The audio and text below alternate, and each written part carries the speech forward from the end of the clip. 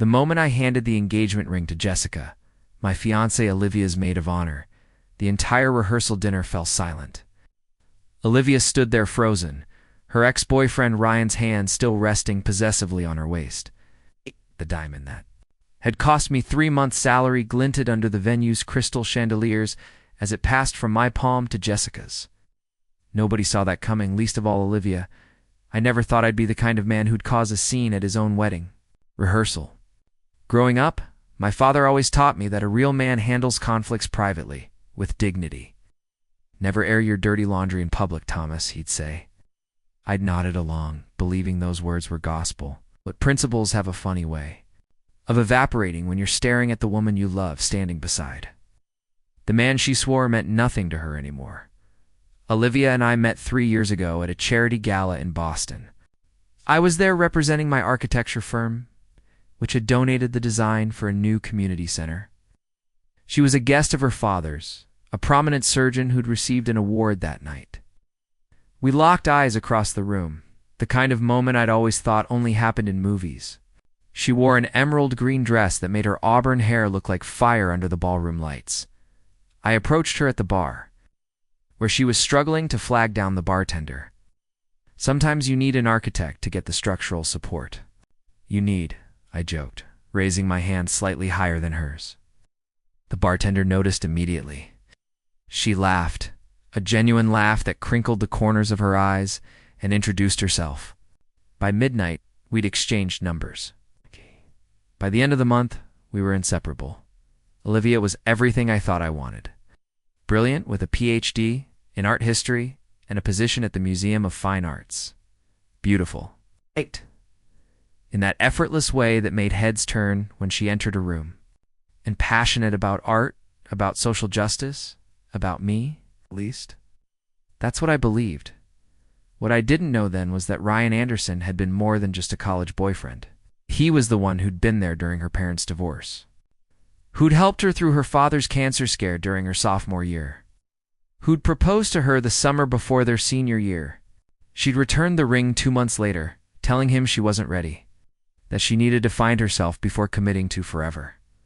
I learned all this not from Olivia, but from her sister Kate during a drunken night 6 months into our relationship. She was devastated when he moved to London for that banking job. Kate had slurred, seemingly unaware she was sharing secrets. Kept saying if he'd fought for her, she would have said yes. When I confronted Olivia the next day, she dismissed it as ancient history. That was years ago, Thomas. I was practically a child. What Ryan and I had doesn't compare to what we have. I believed her because I wanted to, because her eyes held mine steadily as she spoke.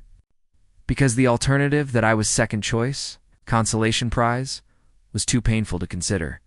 The proposal happened on our 2nd anniversary. I'd spent weeks planning it, a private tour of the museum after hours, ending in the Impressionist gallery where Monet's Water Lilies, her favorite painting, hung. I'd arranged for a string quartet to play as I knelt on one knee. The ring was a family heirloom, my grandmother's reset with a center diamond that caught the gentle museum lighting perfectly. "You've shown me what it means to build something beautiful together," I said, my voice steadier than I'd expected. "I want to keep building with you for the rest of our lives."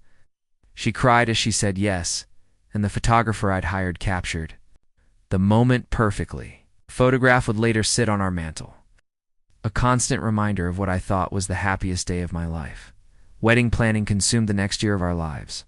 Olivia's mother, Eleanor, was determined to create the society event of the season. Every weekend was filled with venue visits, cake tastings, floral arrangements.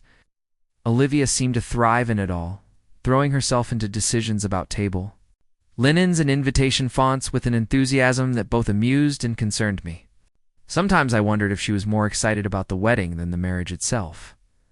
6 months before the wedding, Ryan moved back to Boston.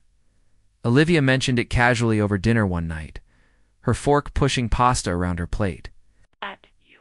"Remember I told you about Ryan? From college? Apparently he's back in town. He's heading up the new international division at Boston Capital." I nodded, forcing nonchalance. "That's nice. Good for him. Getting coffee next week," she continued, finally looking up. "Just to catch up." It's been years, and we have a lot of mutual friends. It would be weird not to. The unease I felt then should have been my warning, but I tamped it down. I trusted Olivia. I wasn't going to be that jealous.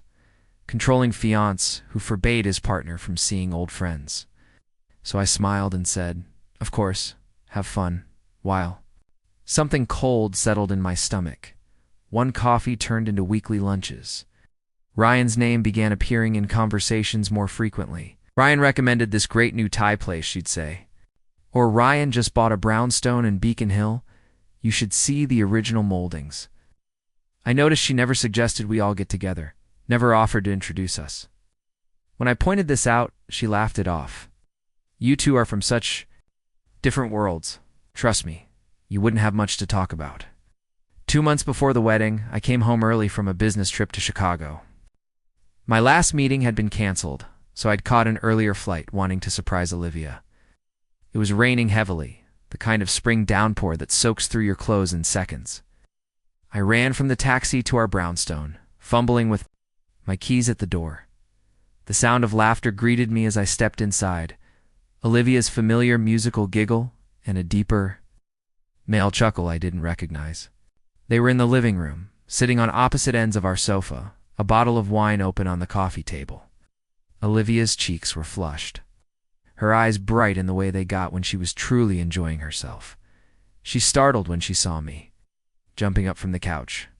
"Thomas, you're back early?" There was surprise in her voice, but something else too. Disappointment? Guilt? I couldn't tell. "Meeting was canceled," I said, water dripping from my coat onto the hardwood floor. "Thought I'd surprise you." The man stood up then, tall, with the kind of polished good looks that come from good genes and expensive tailoring. He extended his hand. "You must be Thomas. I'm Ryan Anderson. I've heard so much about you." His handshake was firm, confident. I noticed his watch, a Patek Philippe that probably cost more than my car. Likewise, I lied because what else? Could I say, "I haven't heard nearly enough about you," seemed too confrontational, too insecure. "Ryan just stopped by to drop off some information about a gallery showing next month," Olivia explained, moving to stand slightly between us. We got to talking and lost track of time. I nodded, forcing a smile. "No problem. Can I get you anything? Another glass of wine?"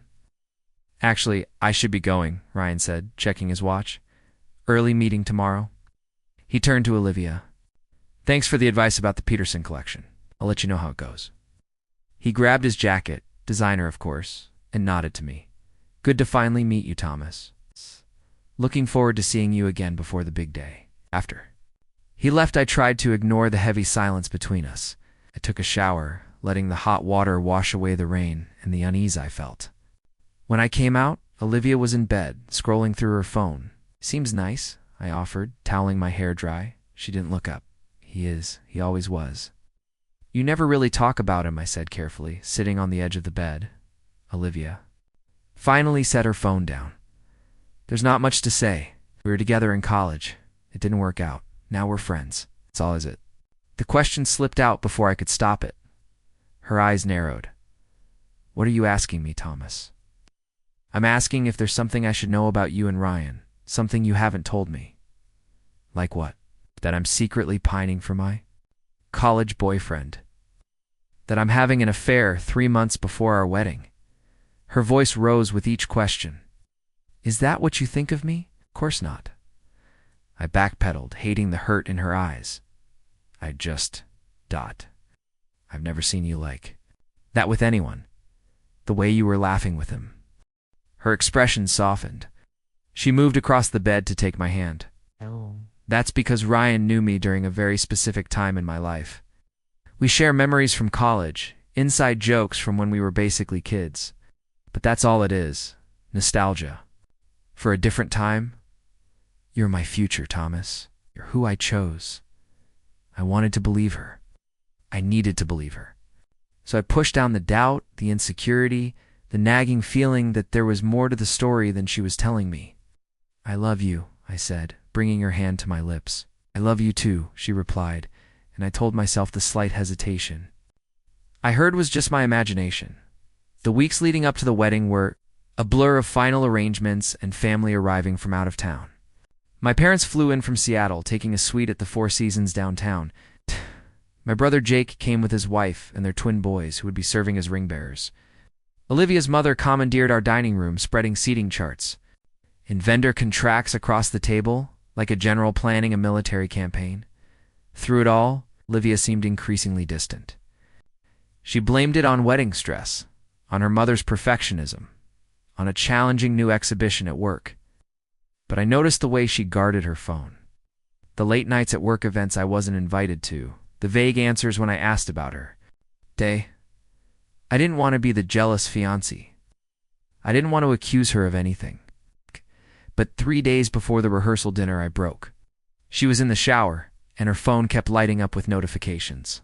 One glance at the screen showed multiple messages from Ra, not even his full name, as if she'd deliberately obscured his identity in her contacts. I shouldn't have looked. I knew that even as I picked up her phone as I entered her passcode, my birthday, which once seemed so sweetly significant. But something stronger than my ethics pushed me forward. Self-preservation, perhaps. Or the desperate need to know if I was crazy or justified in my suspicions. The messages weren't explicitly romantic. No declarations of love, no explicit plans to run away together. But they were intimate in a way that twisted my stomach into knots. Miss your laugh already? Dinner was perfect. Can't stop thinking about what you said. You always did understand me better than anyone. It's 2 more days until I see you again. Too long. Are you sure about Saturday? It's not too late. Olivia's responses were equally ambiguous, equally damning. I miss you too, always. No one else gets it like you do. I know. I'm counting the hours. Not sure about anything anymore. The last exchange had happened just hours ago, while I was out with Jake, picking up our tuxedos. Ra, just say the word and I'll be there. Anytime, anywhere. Olivia, the rehearsal dinner. Come as my +1. I need to see you there. Ra, are you sure? What about Thomas? Olivia, I need to know for certain. This is the only way. I was still standing there, phone in hand, when the shower turned off. I quickly placed it back where I'd found it, my heart pounding so loudly I was sure she would hear it when she entered the room. But Olivia just smiled absently at me, wrapped in her towel, water droplets trailing down her shoulders. Everything okay? She asked, noticing my expression. Fine, I lied. Just wedding jitters. She nodded, seemingly relieved by the simple explanation. Me too, but it'll all be perfect, you'll see. I spent that night lying awake beside her, listening to her steady breathing, wondering how someone could sleep so peacefully while dismantling another person's world. By morning, I'd made a decision. I wouldn't confront her yet. I would wait and see what happened at the rehearsal dinner. I would give her the chance to make her choice openly, honestly. The day of the rehearsal was sunny and mild, a perfect early summer evening. The dinner was scheduled at the Bristol, an elegant restaurant overlooking the harbor, with floor-to-ceiling windows that caught the sunset light. I arrived early, checking the place settings, making sure the private room was arranged as we'd discussed. Olivia arrived late, which wasn't like her. She entered the room in a fitted blue dress that made her eyes seem even more intensely green than usual. She was breathtaking, and she wasn't alone. Ryan walked slightly behind her, dressed in a charcoal suit that probably cost more than our catering budget. He nodded to me with what seemed like genuine sympathy in his eyes. The room, already filled with our closest friends and family, hushed as they entered together. I saw the confusion on my mother's face, the alarm on Jake's, the calculating assessment on Eleanor's. Jessica, Olivia's maid of honor since childhood, shot me a look of pure apologetic horror. Olivia approached me, her smile strained. Thomas, you remember Ryan? Not an explanation, not an apology, just a statement of fact? Of course, I said, my voice sounding strange even to my own ears. Welcome.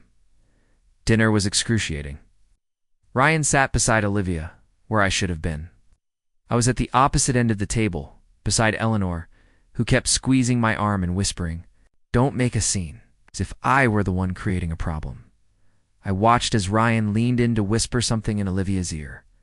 As she laughed that same genuine laugh I'd first fallen in love with at the charity gala. I watched as his hand occasionally brushed hers as she made no move to pull away. I watched as my future dissolved before my eyes. Between the salad course and the entrees, when the dessert plates were cleared, the restaurant manager approached, asking if we wanted to practice the ceremonial aspects now, the toasts, the ring exchange as we'd originally planned. Before I could answer, Olivia stood up, glass in hand. "I want to thank everyone for being here tonight," she began, her voice only slightly unsteady. "This weekend means so much to us." She paused, glancing between Ryan and me. "Which is why I need to be completely honest with all of you and with myself." The room fell completely silent. I could hear the ice shifting in water glasses, the distant clink of plates from the main restaurant. "Thomas is an incredible man," she continued, not quite meeting my eyes. "He's kind and brilliant and loving. Any woman would be lucky to marry him." She took a deep breath. "But standing here now, I have to acknowledge that my heart has always belonged to someone else. Even when I tried to convince myself otherwise." Ryan stood then, placing his hand on her waist in a gesture so practiced, so familiar. It was clear this wasn't the first time they'd stood together like this. The final piece clicked into place. This wasn't a sudden reunion, a rekindled flame. This had been ongoing, perhaps never truly extinguished. I felt strangely calm as I stood, reaching into my pocket for the ring box I'd been carrying, the family heirloom that had meant so much to my grandmother, that I'd thought would mean something to Olivia. I walked toward them, aware of every eye in the room following my movement. When I reached them, Olivia at least had the decency to look ashamed. "Thomas, I'm so sorry. I never meant to hurt you. I held up my hand, stopping her mid-sentence. Then I turned to Jessica, who had risen from her seat, tears streaming down her face on my behalf. Without a word, I placed the ring box in her palm, closing her fingers around it. "Would you return this to my mother?" I said quietly. "It's a family heirloom. It should stay with family." And that's when the room exploded into chaos. Jessica's fingers closed around the velvet box, her knuckles white with tension. "Of course," she whispered, her eyes darting between me and Olivia. Eleanor was the first to break the stunned silence that followed. She stood abruptly, her chair screeching against the hardwood floor. "Olivia Catherine Bennett, what have you done?" Her voice carried that particular pitch of maternal disappointment that could cut through granite. The same voice that had always intimidated me during holiday dinners and wedding planning sessions now filled me with a strange sense of vindication. Olivia flinched but didn't retreat from Ryan's side. "Mother, please. This isn't the place, no." "This most certainly is the place," Eleanor interrupted, gesturing around the elegant private dining room. "You've made it the place by bringing your whatever he is, to your rehearsal dinner. With your fiancé sitting right there." Her finger jabbed in my direction, though her eyes never left her daughter. My own mother approached me quietly, placing a gentle hand on my arm. "Let's go, Thomas," she murmured. "You don't need to be here for this." But I couldn't move. It was like watching a car crash in slow motion, horrifying but impossible to look away from. Part of me wanted to see how Olivia would justify what she'd done, not just to me, but to everyone who had traveled to celebrate our union. Ryan cleared his throat, straightening his already perfect posture. "Mrs. Bennett, I understand this is uncomfortable, but Olivia and you don't speak." Eleanor snapped with such ferocity that Ryan actually took a step back. "I don't get to stand in my daughter's wedding rehearsal and speak to me? The audacity." She turned back to Olivia. 3 years, Olivia. 3 years Thomas has been in our lives. He's helped your father with his physical therapy after the stroke. He redesigned my kitchen for free. It's been nothing but devoted to you. And this is how you repay him? By humiliating him in front of everyone who loves him? My brother Jake appeared at my other side. "Come on, bro," he said quietly. "Let's get some air." This time, I let them guide me toward the door. As we reached the threshold, I heard Olivia call my name. Despite everything in me screaming not to, I turned. She had stepped away from Ryan, her eyes shining with unshed tears. Thomas, please. Can we talk privately? I never meant for it to happen like this. The restaurant suddenly felt too small, the air too thick. How did you mean for it to happen, Olivia? My voice was steadier than I expected. The note on the kitchen counter? A text message after I'd already put on my tuxedo? Or were you planning to say I don't at the altar tomorrow, with 300 people watching? She flinched, as if I'd slapped her. That's not fair. A laugh escaped me, hollow, bitter. Not fair? You know what's not fair? Planning a life with someone who was planning an exit strategy? That's not fair. Ryan stepped forward then, his expression, carefully constructed mask of regret. Thomas, man, I'm sorry it went down this way. Truly, we didn't want to hurt you. It was the we that did it, that casual acknowledgement of their unity, their conspiracy. The calm I'd been desperately clinging to shattered. I moved toward him without conscious thought, stopped only by Jake's firm grip on my shoulder. Don't, Jake warned. He's not worth it.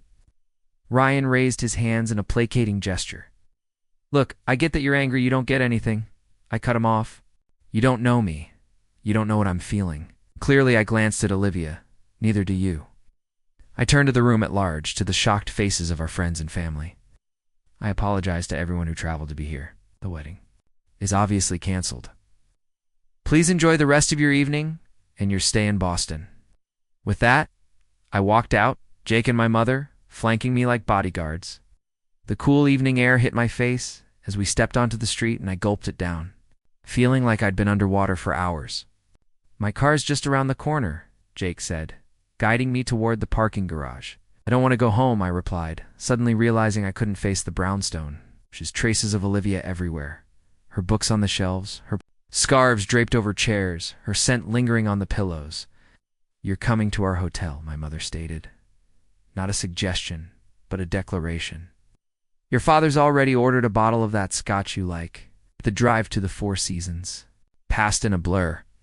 Jake attempted conversation a few times, but eventually gave up when my responses dwindled to monosyllables. My mother sat in the back seat with me, her hand occasionally patting mine, saying nothing but somehow saying everything in the hotel suite. My father was waiting, his face a mixture of concern and barely contained fury. He'd always liked Olivia, had even taken to calling her daughter in the months leading up to the wedding. Now he embraced me without a word, his grip fierce and protective. I've ordered everything on the room service menu, he said when he finally released me. I wasn't sure what you'd want, so ... He gestured to the coffee table, already laden with covered dishes. And this, my mother added, retrieving a bottle of Macallan 18 from the wet bar, medicinal purposes only. Despite everything, I felt a smile tug at my lips. My parents, always practical in their love, always ready with food and drink when words failed. Jake poured generous measures into hotel tumblers, passing them around. 2 dodging bullets, he toasted, raising his glass. Jacob, my mother scolded, but I shook my head. No, he's right. It's dodging bullets. I drained half my glass in one swallow, welcoming the burn down my throat. What happened, son? My father asked after a moment, settling into an armchair across from me. Did you have any idea? I stared into my glass, watching the amber liquid catch the light. I suspected something was off. I wanted to believe her when she said it was nothing. I laughed humorlessly. Turns out I'm an idiot. You're not an idiot, my mother said firmly. You're a man who loved someone who didn't deserve it. There were signs, I admitted. The secretive phone calls, the late nights. The way she changed the subject whenever I asked about him. I took another sip. I even saw messages on her phone. But I still showed up tonight. Still thought maybe. I trailed off, not sure what I'd been hoping for. You wanted to give her the benefit of the doubt, my father said. That's not being an idiot. That's being a decent man.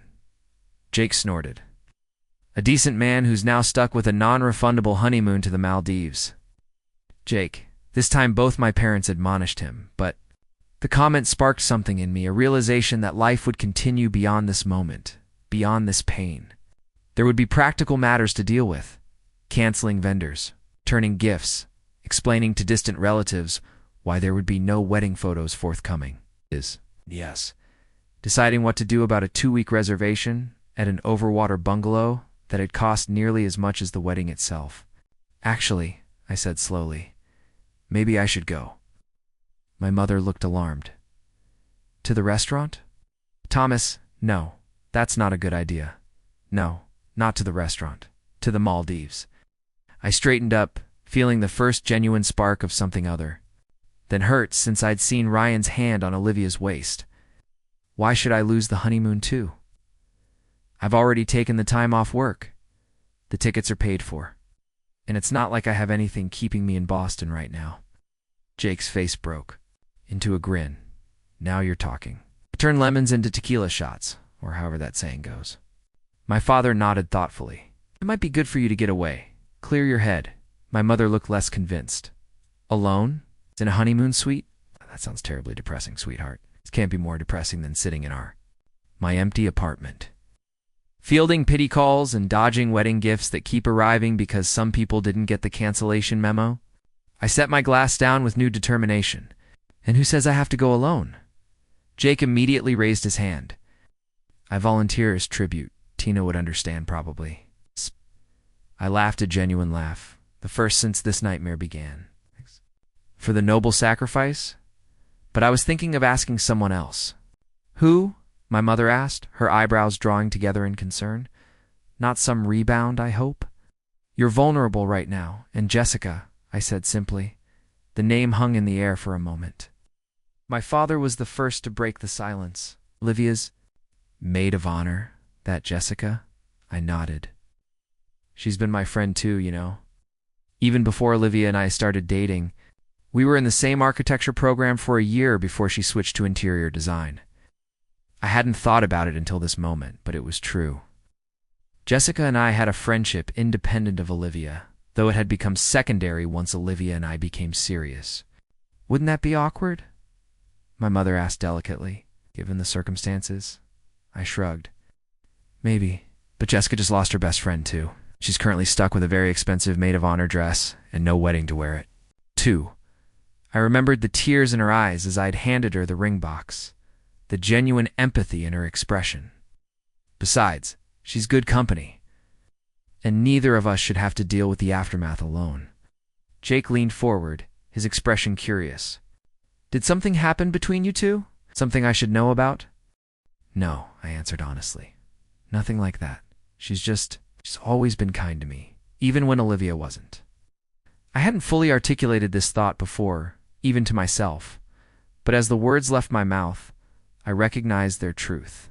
There had been moments over the years when Jessica had subtly stood up for me against Olivia's occasional dismissiveness or criticism. Small gestures I'd noticed, but never fully appreciated. My father nodded slowly. It's your decision, son. If you think it would help rather than hurt, then you should ask her. I think it would help, I said, surprising myself with my certainty. And the worst she can say is no, right? It's not like this day can get any more humiliating. My mother reached over to squeeze my hand.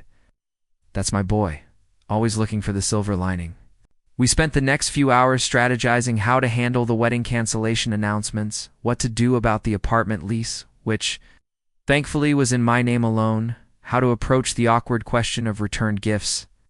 Throughout it all, I felt a curious detachment, as if watching someone else's life fall apart and be reassembled in real dash time. Around midnight, my phone chimed with a text message. I'd been ignoring it all evening, watching it light up with notifications. From well-meaning friends and increasingly frantic messages from Olivia. But this time, the name on the screen made me pause. Jessica, are you okay? Stupid question, I know, but I'm worried about you. What? Let me know you're safe. My fingers hovered over the keyboard for a moment before I typed out a reply. Me with family. At Four Seasons? Not okay, but will be. How are things at Ground Zero? Her response came almost immediately. Jessica, nuclear fallout. Eleanor threw her wine in Ryan's face. Your cousin Matt punched a wall. I left after you did. Couldn't stomach it. I smiled despite myself, picturing Eleanor's perfect aim. Another message appeared. Jessica, I'm so sorry, Thomas. I should have told you. I suspected, but I didn't know for sure, and I didn't want to hurt you if I was wrong. This gave me pause. Jessica had suspected. Had everyone seen what I'd been to and loved to notice? Me. Not your fault. Yeah, no, this is your fault. Jessica, can I see you tomorrow? I have your grandmother's ring. I think we should talk. I took a deep breath then. Typed the question that had been forming in my mind all evening. Me. How do you feel about the Maldives? 3 dots appeared, disappeared, appeared again. Finally, Jessica. Me. I have a non-refundable honeymoon reservation. Seems a shame to waste. No strings, no expectations. Just 2 friends, escaping the aftermath. Think about it. This time the pause was longer. I could almost picture her expression, eyebrows drawn together, lower lip caught between her teeth, the way it always was when she was thinking hard about something. Jessica, are you drunk? Me, surprisingly, not very. Dead serious, considerate. I thank you for being the only person in Olivia's life who ever really had my back. Another pause. This one stretching so long I thought she might not respond at all. Then, Jessica, I'll think about it. Get some sleep, Thomas. Tomorrow's another day. I set the phone down, feeling strangely lighter than I had all evening. My mother was watching me with a knowing expression. Jessica, she guessed. I nodded. Thinking about it? Good, my father said firmly. Everyone needs a friend when they're going through hell. I looked around at my family. My father with his quiet strength, my mother with her fierce protectiveness, Jake with his unwavering loyalty, and felt a rush of gratitude so intense it almost overwhelmed the hurt. Whatever happened tomorrow, I wasn't alone. I'd lost Olivia, but I hadn't lost everything. I think I'll try to sleep, I said, suddenly exhausted down to my bones. As I settled onto the pull-out sofa, my phone chimed once more. I had a message from Jessica. Jessica. For what? It's worth she never deserved you. Some of us always knew that. I fell asleep with those words echoing in my mind. It's a small flame of something that felt dangerously like hope flickering in the darkness. Morning arrived with the particular. Cruelty reserved for those experiencing heartbreak. Too bright, too loud, too insistent on continuing despite the wreckage of the previous day. I opened my eyes to find Jake sitting at the suite's dining table, laptop open, phone pressed to his ear. No, the Andersons are taking care of that, he was saying, his voice hushed. Yes, all deposits are lost. No. Thomas doesn't want any of the gifts shipped to the apartment. I sat up, wincing at the stiffness in my neck from the pull-out sofa. Jake noticed I was awake and gave me a quick thumbs up while continuing his conversation. Look, I've got to go. Just follow the email I sent. Thanks. He hung up and turned. To me, morning sunshine, you look like hell. Feel like it too, I muttered, running a hand through my disheveled hair. Who was that? Wedding planner? She's actually being surprisingly helpful with the cancellations. Said something about professional ethics and not taking sides. Jake pushed a room service tray toward me. Coffee's still hot. Mom and Dad went down to explain things to the out-of-town relatives who haven't heard yet. I nodded gratefully, reaching for the coffee. The first sip was scalding and perfect, momentarily pushing back the fog of sleeplessness and emotional exhaustion. Any word from Jessica? Jake asked casually, too casually, his eyes fixed on his laptop screen. I reached for my phone, which I'd placed on the side table before falling into a fitful sleep. There were dozens of notifications, missed calls, text messages, social media, alerts, but only one that mattered. Jessica, I'll go. On one condition, we actually enjoy ourselves. No dwelling, no pity party, no turning the Maldives into a metaphor for your broken heart. Deal? A smile tugged at my lips as I showed Jake the message. Bold, he commented, eyebrows raised. I like her already. I typed back, deal. When can you leave? Her response came almost immediately. How's tomorrow? I have nothing keeping me here. Just need to pack and tie up a few loose ends. She says she can leave tomorrow, I told Jake, a strange lightness spreading through my chest. Is that crazy? Am I crazy for even suggesting this? Jake closed his laptop and looked at me seriously. Look, under normal circumstances, taking your ex-fiancée's best friend on your honeymoon would rank pretty high on the questionable decision scale. But these aren't normal circumstances. He leaned back in his chair. Besides, it's not like you're trying to hook up with her, right? This is just two friends escaping a toxic situation. Exactly, I confirmed, though something in Jake's expression made me wonder if he believed me. Just friends. Then I say go for it. What's the worst that could happen? No. Don't tempt fate, I warned, reaching for a piece of toast from the room. Service tray. I've had enough worst-case scenarios for one weekend. My phone chimed with another message from Jessica. By the way, Eleanor came by my apartment last night. Wanted me to convince you to talk to Olivia. Told her that ship has not only sailed, but capsized and sunk to the bottom of the ocean. That was okay, I snorted, showing Jake the message. He laughed. Definitely like her, I replied. More than okay. Thank you. Jessica. She also said some choice things about my loyalty as a friend.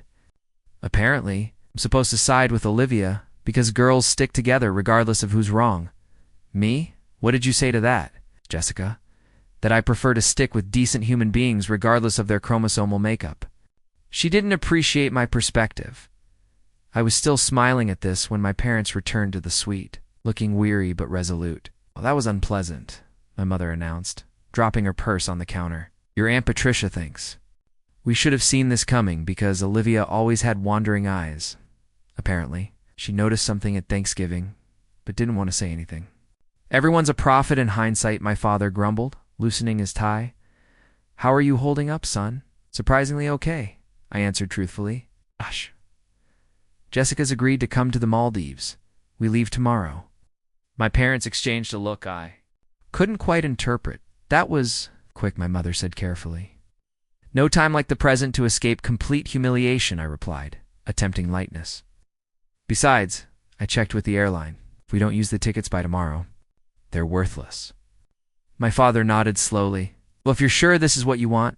I'm not sure about anything right now, I admitted. But I know I don't want to be in Boston when Olivia and Ryan start making their rounds, explaining their side of the story. As if summoned by the mention of her name, my phone began to ring. Olivia's face appeared on the screen, a photo taken on her birthday last year, her smile wide and seemingly genuine as she blew out candles on a cake. I'd spent hours decorating to look like her favorite Monet painting. I stared at it, momentarily paralyzed. A part of me wanted to answer, to hear whatever explanation or justification she'd concocted overnight.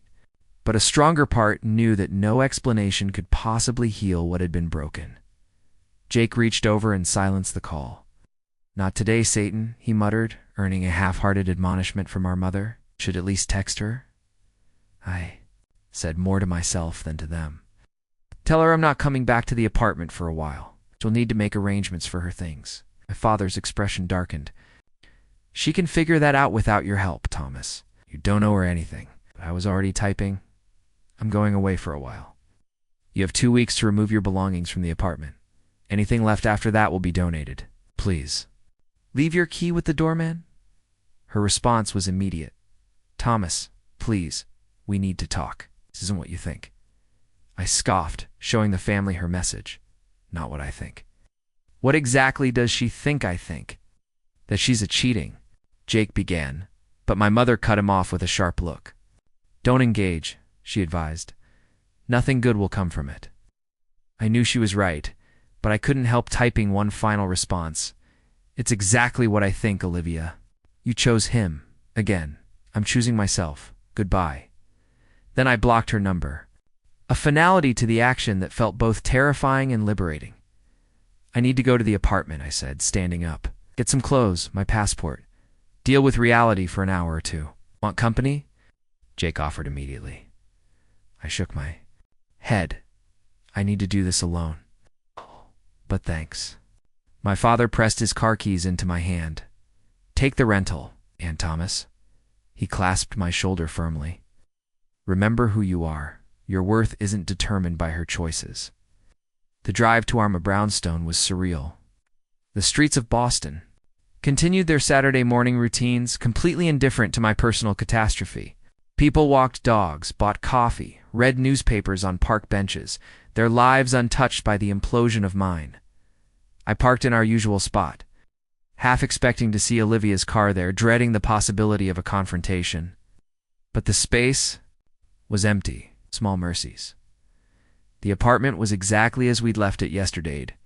Yesterday dishes from breakfast still in the sink. Olivia's makeup scattered across the bathroom counter, a half-empty bottle of champagne in the refrigerator that we'd opened.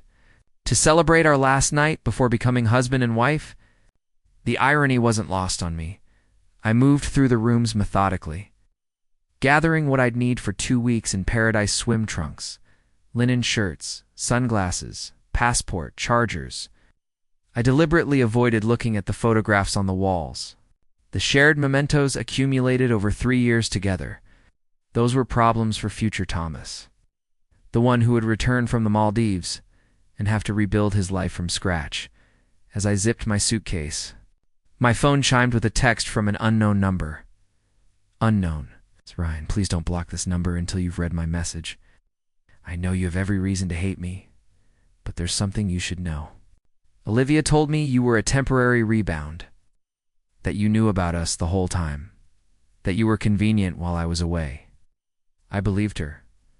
I was wrong. I'm not asking for forgiveness. It's just letting you know you weren't the only one misled. I stared at the message, a cold fury building in my chest. So that was their game. Olivia had lied to Ryan about the nature of our relationship, presumably to justify her emotional infidelity. And now Ryan was what? Clearing his conscience.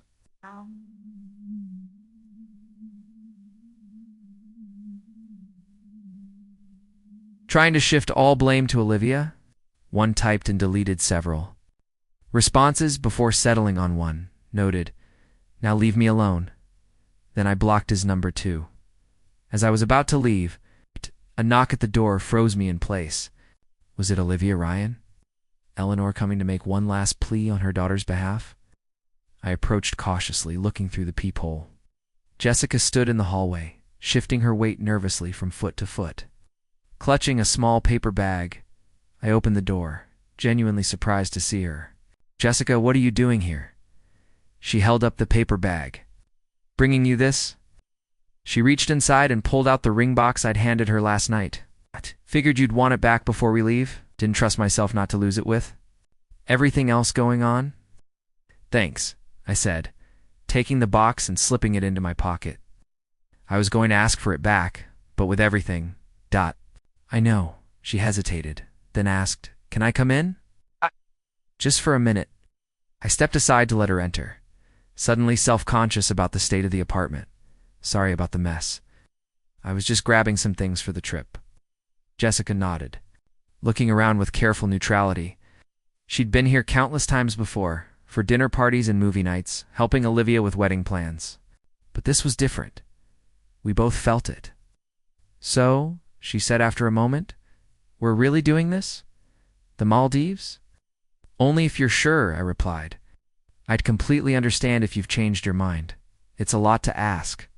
She shook her head. "I want to go. I think we both need to get away."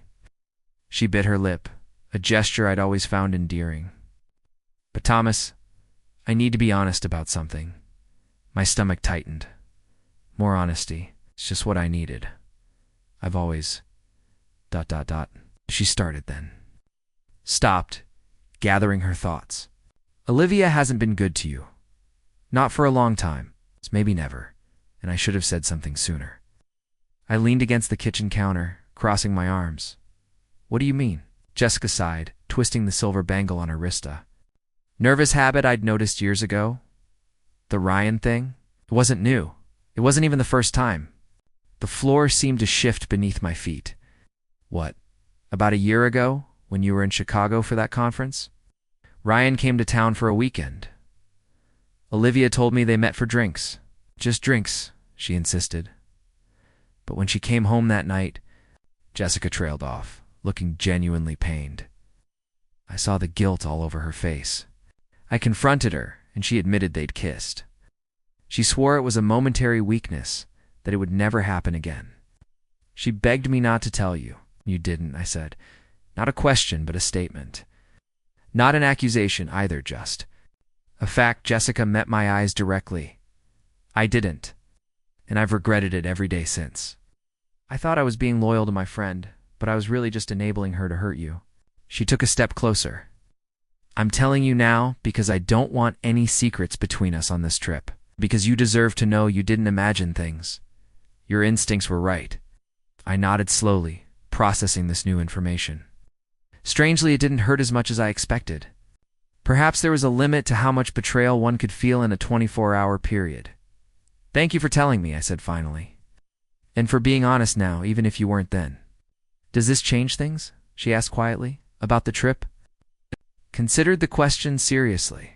Did knowing that Olivia's betrayal went back further, ran deeper, change my desire to escape with Jessica? If anything, it cemented it. No, I decided. It doesn't change things. If you still want to go, I still want the company. Relief washed over her face. Good, because I already packed. She glanced at her watch. I should go. Still have a few things to take care of before tomorrow. As I walked her to the door, she paused, her hand on the doorframe. Thomas? For what it's worth, I think you're handling this with more grace than anyone has a right to expect. I don't know if I could be so composed if I were in your shoes. I shrugged, offering a small smile. Ask me again after I've had time to process. I might still have a complete breakdown in the Maldives. Well, she said, returning the smile. At least the scenery will be nice for your nervous breakdown. She hesitated, then reached up to hug me briefly. Tomorrow then, JFK. 10 a.m. Tomorrow, I confirmed, watching her walk down the hallway toward the elevator as I closed the door. I realized that for the first time since the rehearsal dinner, I was looking forward to something. It wasn't much, just a small spark of anticipation. In a landscape of devastation, but it was something. Something to hold on to as I walked through the ruins of what should have been the happiest weekend of my life. The flight to Mali was 11 hours of enforced proximity that should have been awkward but somehow wasn't. Jessica took the window, seat curling up with her noise-canceling headphones and a novel she'd been meaning to finish for months. I claimed the aisle, alternating between fitful sleep and mindless scrolling through movies I couldn't focus on. Occasionally, our elbows would brush on the shared armrest, and she'd smile apologetically before shifting away. Ever been to the Maldives? More during the meal service, more to break the silence than from genuine curiosity. Jessica shook her head, setting down her plastic cup of white wine. Never always wanted to go, though. Just didn't imagine it would be like this. She gestured vaguely between us. Me neither, I admitted. Though I'm glad it's you here instead of Dot. I trailed off, unable to say Olivia's name without a fresh wave of hurt washing over me. Instead of Satan incarnate? Kisika offered with a small smirk. Sorry, I promise no dwelling.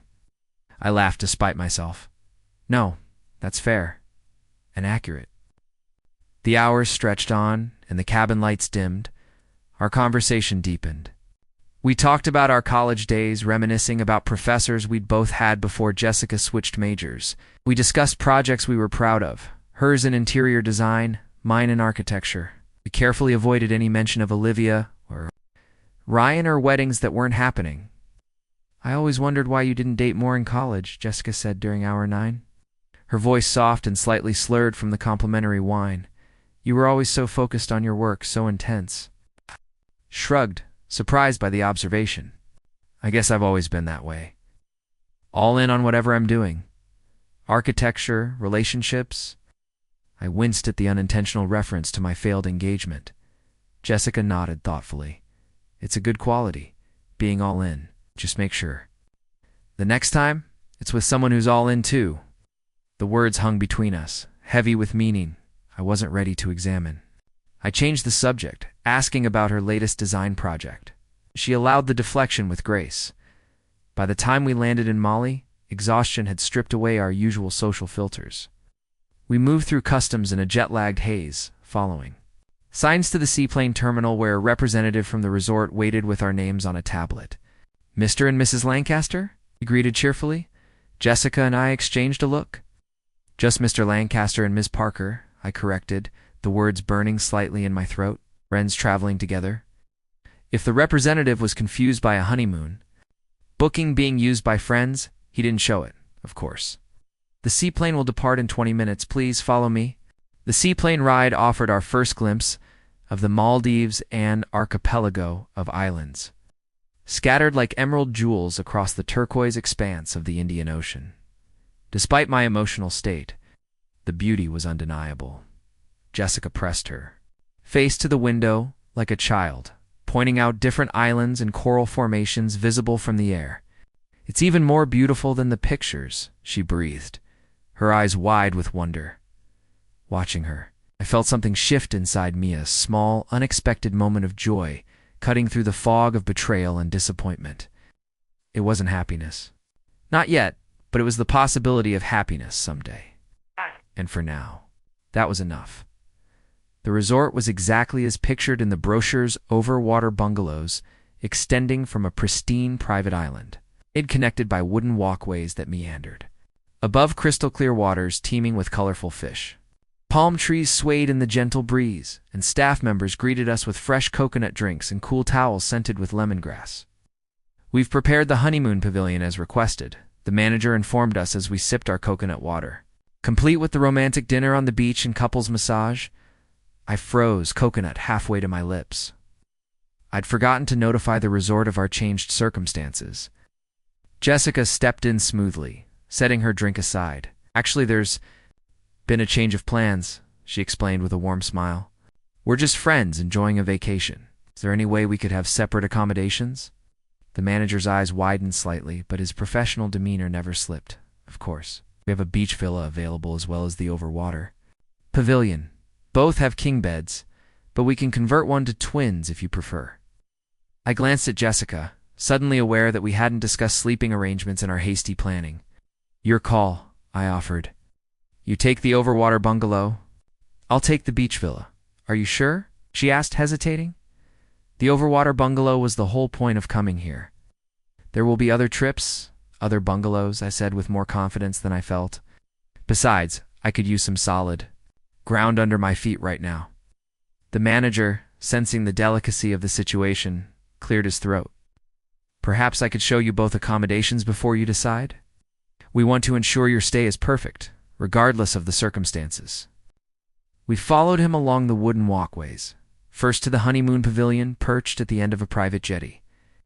It was spectacular, a thatched roof structure with floor-to-ceiling windows overlooking the endless ocean, a private infinity pool, merging visually with the sea beyond, and a glass floor section revealing marine life swimming beneath. "This would have been your accommodation," the manager explained, gesturing to the massive king bed adorned with rose petals arranged in a heart shape. I saw Jessica wince at the sight. "It's beautiful," she said diplomatically, "but perhaps not appropriate for our situation." The beach villa, while smaller, was equally impressive. Private cottage nestled among palm trees, with its own stretch of white sand beach and a plunge pool sheltered by tropical foliage. "We'll take both," I decided, pulling out my credit card before Jessica could object. "You choose which one you prefer." She studied my face, concern evident in her expression. "Thomas, you don't have to. I want to," I insisted. "Consider it my thank you for coming with me on this insane escapade." After a brief argument that I ultimately won, Jessica chose the overwater bungalow, though she made me promise to swap halfway through our stay so we could both experience the different accommodations. That first evening we dined separately, each processing the surreal nature of our situation in our own way. I sat on my private beach watching the sunset paint the sky in shades of orange and pink, trying to reconcile the beauty surrounding me with the hollowness inside. I'd imagined this moment so differently, champagne with Olivia, celebrating the beginning of our life together. Instead, I was alone, nursing a beer and my wounded pride. My phone, mercifully, without service here, contained one final message I downloaded before losing connection: an email from Olivia. "Thomas, I know you won't believe this, but what you saw wasn't what you think. Ryan and I were saying goodbye. I realized I couldn't go through with the wedding while harboring any doubts. And seeing him one last time confirmed what I already knew, that you were the one I want to spend my life with. Please call me when you get this. I love you. I've always loved you." I deleted it without responding, recognizing the desperate backpedaling for what it was. Too little, too late, wrapped in lies that didn't even make logical sense. If she'd truly been saying goodbye to Ryan, why bring him to our rehearsal dinner? Why stand beside him while announcing she'd always loved him? No, this was damage control, nothing more. A soft knock on my villa door pulled me from my thoughts. Jessica stood there, barefoot in a simple sundress, her hair loose around her shoulders. I lasted about an hour alone with my thoughts before I started to go stir-crazy, she admitted with a self-deprecating smile. Mind if I join you? I gestured to the empty chair beside me. Be my guest. She settled in, tucking her legs beneath her. It's weird, isn't it? Being here like this. Understatement of the century, I agreed, offering her a beer from the mini-dash fridge. She accepted, taking a small sip before continuing. I keep thinking about what we're missing back home. The chaos, the gossip, Eleanor's inevitable nervous breakdown. Jake's been keeping me updated, I admitted. Apparently Olivia's claiming it was all a misunderstanding, that she and Ryan were saying goodbye, and I overreacted. Jessica snorted inelegantly. Right, because nothing says goodbye? It's like bringing your ex to your rehearsal dinner and announcing you've always loved him? My thoughts exactly. I tipped my bottle toward hers in a small toast. To escaping the gaslighting? To escaping. She echoed, her eyes meeting mine over the rim of her beer. The days that followed established a rhythm neither of us had anticipated but both welcomed. Mornings were spent snorkeling in the house reef, marveling at the kaleidoscope of fish darting among the coral. Afternoons found us reading in comfortable silence on adjacent loungers, occasionally sharing passages that amused or moved us. Evenings were 4 long dinners at the resort's various restaurants, our conversation flowing more easily with each passing day. We talked about everything and nothing her childhood in Vermont. My dreams of designing sustainable public housing are shared. Love of obscure indie films and hatred of olives. We carefully danced around the subject of Olivia, acknowledging her existence only when necessary to explain a particular memory or connection. On our 4th night, after a dinner where we'd both indulged in more wine than usual, Jessica broached the subject directly. Can I ask you something? She said as we walked along the beach, waves lapping at our bare feet. Something about Olivia? I tensed but nodded. Sure, when did you know that something was wrong between you two? I considered the question, watching the moonlight play across the gentle waves. There wasn't one moment. It was more like 1,000 tiny paper cuts. The way she'd dismiss my ideas, how she'd check her phone when I was talking about something important to me. The fact that I always felt like I was auditioning for the role of husband, never quite measuring up. Jessica nodded, her expression thoughtful. I saw it, the way she treated you. I just thought. She trailed off, kicking at the sand. What?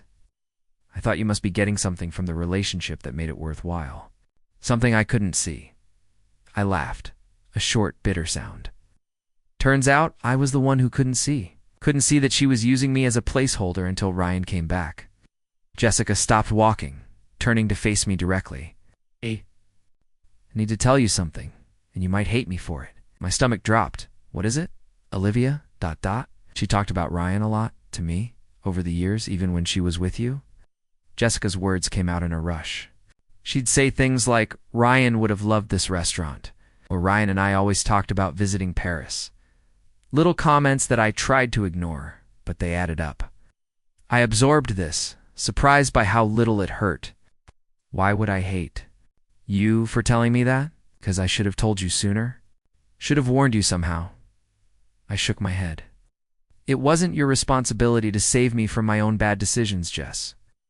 It was the first time I'd used the nickname, and it hung in the air between us, intimate and unplanned. Jessica smiled, softly then reached for my hand, giving it a quick squeeze before letting go. Still, I'm sorry. Don't be. We're here now, aren't we? It's paradise.